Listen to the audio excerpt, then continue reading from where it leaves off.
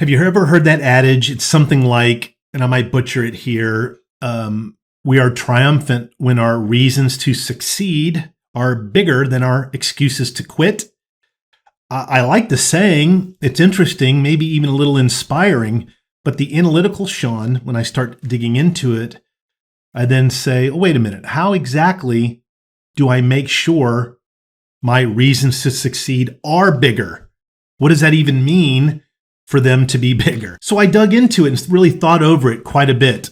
This is years ago, and now I want to share them with you. I just thought about this when I was working with a client, and it's an opportunity for me to kind of create a little recorded system for you to follow. It's a practical way to go about making sure that your reasons are bigger than your excuses. So keep watching and learn this new system. Hi, my name is Shawn Sommerkamp, and this is Motivationeer Christian Coaching.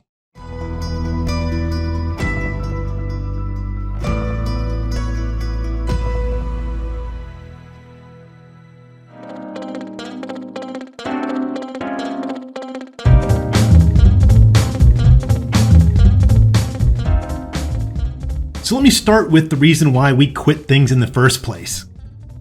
Generally speaking, quitting comes when we start to feel the burden of whatever it is we're trying to accomplish, and the burden feeling starts to happen in close succession. We start becoming more aware of that, let's say, pain.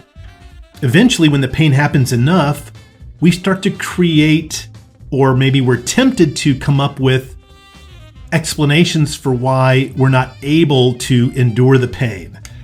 Oh, I'm not trained enough. I didn't have enough support from others. There's not enough money. People are working against me, whatever. So after we've kind of started to experience these little pain moments, when they happen in close enough succession, often enough, we then start to, unfortunately, automatically think of reasons why we can't overcome that pain, because no one likes the pain.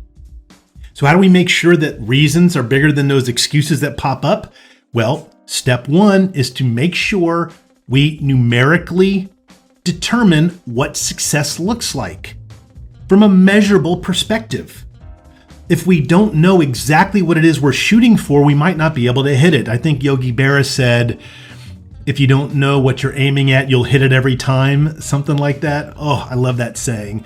But in the corporate world, we say you can't improve what you don't measure. So how do we achieve success if we're not really sure precisely when we cross that success mark?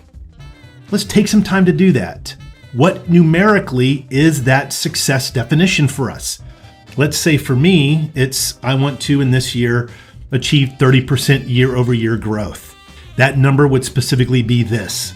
In order to specifically achieve that number, it means roughly an increase of this amount per month each month, or this amount per quarter. Okay? Once you've determined that number, then you use visualization as the technique to get there.